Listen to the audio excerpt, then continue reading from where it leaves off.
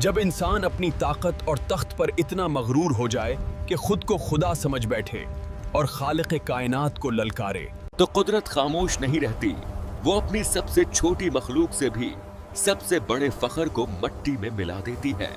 یہ کہانی ہے نمرود کی، جو بابل کی عظیم سلطنت کا بے تاج بادشاہ تھا۔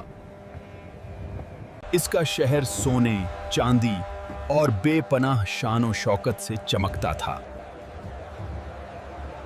جب وہ اپنے تخت پر بیٹھتا تو ہزاروں غلام، فوجی سالار اور وزیر اس کے سامنے سجدے میں گر جاتے تھے۔ میں خدا ہوں، زندگی میں دیتا ہوں اور موت بھی میں ہی لیتا ہوں۔ ایک دن نمرود کے دربار میں اس کا سب سے بڑا نجومی آزر حاضر ہوا۔ اے بادشاہ، میں نے دیکھا ہے کہ جلد ہی ایک مرد پیدا ہوگا جو آپ کے دین کو باطل کر دے گا۔ میں حکم دیتا ہوں کہ جاؤ سب لوگوں کو بتا دو کہ میری سلطنت میں کوئی مرد اپنی عورت کے قریب نہ جائے۔ مگر اللہ کا فیصلہ اٹل تھا۔ اسی دوران حضرت ابراہیم علیہ السلام کی والدہ حاملہ ہوئیں۔ حمل کو چھپانا ناممکن ہوتا جا رہا تھا، اس لیے جب ولادت کا وقت قریب آیا تو وہ ایک غار میں چلی گئیں۔ وہیں رب کے حکم سے نبی کی ولادت ہوئی۔ ماں نے کلیجے پر پتھر رکھ کر ننھے ابراہیم کو ایک کپڑے میں لپیٹ کر وہیں چھوڑ دیا۔ غار کا منہ ایک بھاری پتھر سے بند کیا اور خاموشی سے واپس روانہ ہوئی تاکہ کسی کو معلوم نہ ہو۔ غار کے اس سناٹے میں اللہ نے ننھے ابراہیم کے لیے ان کے انگوٹھے سے دودھ جاری کر دیا۔ وہ 13 سال تک اسی غار میں رہے۔ ایک روز ان کی والدہ انہیں اپنے گھر واپس لے آئی۔ اب وہ 13 سال کا ہو چکا تھا۔ جب آزر گھر آیا اور اس نے ابراہیم کو دیکھا تو پوچھا، یہ کون ہے جو اس سلطنت میں زندہ بچ گیا؟ یہ کون ہے اور کیسے بچ گیا؟ حالانکہ بادشاہ نمرود نے تو سخت نگرانی کا حکم دیا ہوا تھا۔ یہ تیرا ہی لڑکا ہے جو 13 سال پہلے غار میں پیدا ہوا تھا۔ افسوس ہے تجھ پر، اگر بادشاہ کو پتا چلا تو میری کیا عزت باقی رہے گی۔ علماء کے درمیان اختلاف ہے کہ آزر حضرت ابراہیم علیہ السلام کے والد تھے یا چچا تھے یا نانا۔ آزر پریشان تھا، سمجھ نہیں پا رہا تھا کہ اس بچے کے ساتھ کیا کرے۔ مگر جب اس نے اپنے بچے کو دیکھا تو اس کے دل میں بے اختیار محبت بھر گئی۔ آزر نمرود کا وزیر اور با اختیار شخص تھا۔ نمرود کوئی بھی کام آزر سے پوچھے بغیر نہیں کرتا تھا۔ آزر بت بھی تراشا کرتا تھا اور اپنے لڑکوں کو وہ بت بیچنے کے لیے بازار بھیجا کرتا تھا۔ ایک دن آزر نے ابراہیم علیہ السلام کو بھی اپنے دوسرے بیٹوں کی طرح بت بیچنے کے لیے بازار بھیجا، لیکن نبی کا انداز سب سے مختلف تھا۔ وہ بتوں کو رسی میں باندھ کر زمین پر گھسیٹتے تھے۔ کون خریدار ہے اس چیز کا جو نہ نقصان دیتی ہے اور نہ فائدہ؟ یوں لوگوں کو معلوم ہو گیا کہ یہ نوجوان بتوں کو نہیں مانتا۔ پھر ایک دن عید کا موقع آیا۔ نمرود اور تمام اہل شہر عبادت گاہ کی طرف روانہ ہوئے، اور حضرت ابراہیم علیہ السلام کو بت خانے کی نگرانی ذمہ لگا دی گئی۔ یہ وہی لمحہ تھا جس کا نبی کو انتظار تھا۔ وہ ایک بہت بڑا کلہاڑا لے کر بت خانے میں داخل ہوئے اور ایک بڑے بت کے سوا سب کو ٹکڑے ٹکڑے کر دیا۔ پھر کلہاڑا اسی بڑے بت کے کندھے پر رکھ دیا۔ جب نمرود اور لوگ واپس آئے تو اپنے خداؤں کو اس حال میں دیکھ کر غصے سے پاگل ہو گئے۔ یہ کس کی حرکت ہے؟ بت خانے کا یہ حال کس نے کیا؟ وہ زندہ نہیں بچے گا۔ ہمیں یقین ہے کہ یہ ابراہیم کا کام ہے۔ وہ بتوں کو نہیں مانتا۔ تم نے ایسا کیوں کیا؟ کیا تجھے میرا ڈر بھی نہیں تھا؟ कुल्हाड़ा बड़े बुत के कंधे पर है। मुझे लगता है उसी ने छोटे बत्तों को तोड़ा है। क्या तुम्हें मालूम नहीं कि ये बुत तो पत्थर के बने हैं? ये न बोल सकते हैं और न हरकत कर सकते हैं। तो फिर इस बड़े बुत से ये पूछो कि उसने बाकी बत्तों को टूटने से बचाया क्यों नहीं? तुम पागल हो क्या?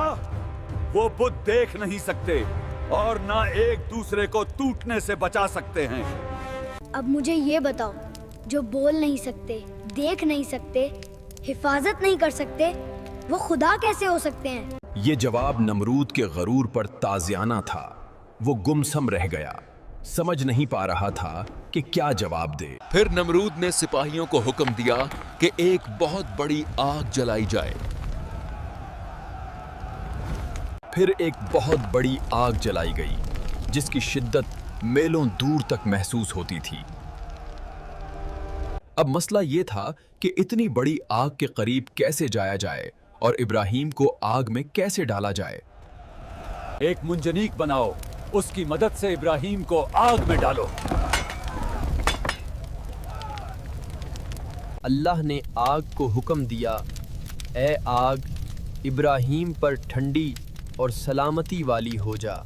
जब नमरूद ने ये मंजर देखा तो उसकी आंखें फटी रह गईं। ए इब्राहीम, तुम्हें आग ने क्यों नहीं जलाया? ये सब कैसे हुआ? नबी ने फरमाया, ये मेरे परवरदिगार की कुदरत है, जिसके लिए कुछ भी मुश्किल नहीं। वक्त गुजरता गया, मगर नमरूद ने फिर भी अल्लाह पर ईमान ना लाया, बल्कि खुद को खुदा समझता रहा। एक दिन नमरूद ने हजरत इब्राहीम अलैहिस्सलाम से पूछा, तुम्हारा खुदा कौन है? नबी ने फरमाया, मेरा रब वो है जो जिंदा करता है और मौत देता है। ए इब्राहीम, ये काम तो मैं भी कर सकता हूँ, फिर मुझे खुदा क्यों नहीं मानते? नमरूद का हुक्म है कि एक कैदी को मौत और दूसरे को आजाद किया जाए। ए इब्राहीम, देखा, मैंने एक को मार दिया और दूसरे को जिंदगी दे दी।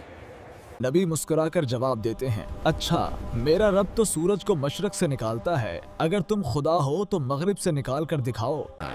नमरूद ने कहा, अब मैं आसमान पर जाऊंगा और इब्राहीम के खुदा से लड़ूंगा। नमरूद ने अपने तमाम सिपाहियों को कहा, तुम तैयारी करो, हम हर सूरत इब्राहीम के खुदा से जंग करेंगे। इसने अपने सिपाहियों को एक ऐसी सवारी तैयार करने का हुक्म दिया जो आसमान तक पहुंच सके, और सिपाहियों को 3 दिन का वक्त दिया। अगर तैयार ना हुई तो सबको कत्ल कर दूंगा। मगर ऐसी सवारी तैयार करना जो आसमान तक पहुंच सके किसी के बस की बात ना थी। सब सिपाही परेशान थे, अगर सवारी तैयार ना हुई तो सबके सर कलम हो जाएंगे। 4 उकाब बांधो, ऊपर गोश्त लटकाओ, वो उड़ेंगे तो तख्त आसमान की तरफ उठेगा। नमरूद इस अबारी पर सवार होकर आसमान की तरफ रवाना हुआ। वो काफी बुलंदी तक गया, मगर उसे कहीं भी खुदा नजर नहीं आया। जब वो बहुत ज्यादा बुलंदी तक पहुंच गया तो उसने आसमान की तरफ एक तीर चलाया। अल्लाह ने एक फरिश्ते को हुक्म दिया कि तीर को खून आलोद करके वापस इसकी तरफ फेंक दे। ये देखो, मैंने खुदा को मार दिया, इब्राहीम के खुदा को मार दिया। ये उसके गरूर की आखिरी इंतहा थी। अब कुदरत ने जवाब देने का फैसला कर लिया था। एक दिन जब नमरूद अपनी अजीमुशान फौज के साथ निकला तो अल्लाह ने उसके मुकाबले में इंसानों का नहीं बल्कि मच्छरों का एक लश्कर भेजा।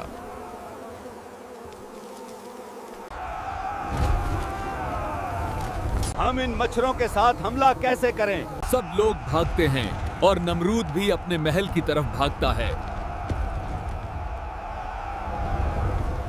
नमरूद महल में तो पहुंच गया, लेकिन एक मच्छर ने उसका पीछा नहीं छोड़ा। तुम्हें क्या हो गया? मेरा पीछा क्यों नहीं छोड़ रहे? और फिर अचानक वो मच्छर उसके नाक के सुराख से अंदर घुस गया। थोड़ी देर बाद उसे एक अजीब सा एहसास हुआ, जैसे किसी ने उसके सर के अंदर हथौड़ा मारा हो। मच्छर उसके दिमाग के अंदर गूंजता, फड़फड़ाता और हर लम्हा एक नई अजियत देता। नमरूद महल में दीवानावार भागता, दीवार से टकराता, फर्श पर गिरता। मेरे सर पर जूता मारो, जोर से मारो। और जब कोई जूते से उसके सर पर मारता तो नमरूद लम्हे भर को सुकून में आ जाता। लेकिन चंद लम्हों बाद वो अजियत दोबारा लौट आती। मच्छर फिर दिमाग में हरकत करता। दिन गुजरते गए। नमरूद की नींद, सुकून और गरूर सब मच्छर के एक वार से खत्म हो चुके थे। कभी सर्दी में नंगे पांव भागता, कभी फर्श पर तड़प कर चीखता। नमरूद अब अपनी सजा भुगत रहा था। सालों तक नमरूद इसी अजाब में मुब्तला रहा और उसका गुरूर खाक में मिल गया। एक दिन वो अपने ही हाथों से सर पेटते हुए गिर पड़ा। खद्दाम दौड़कर उसके करीब पहुंचे, मगर अब उसकी सांसें रुक चुकी थीं। वही नमरूद जो खुदा से लड़ना चाहता था, आज मट्टी में मिल गया। और यूं वो बादशाह जो खुद को खुदा कहता था, एक मच्छर के हाथों अंजाम को पहुंचा। ये अंजाम सिर्फ नमरूद का नहीं, बल्कि हर उस इंसान के लिए पैगाम है जो अपनी ताकत पर घुमंड करता है। इससे ये साबित हुआ कि गुरूर को मिटाने के लिए कभी-कभी एक मच्छर ही काफी होता है।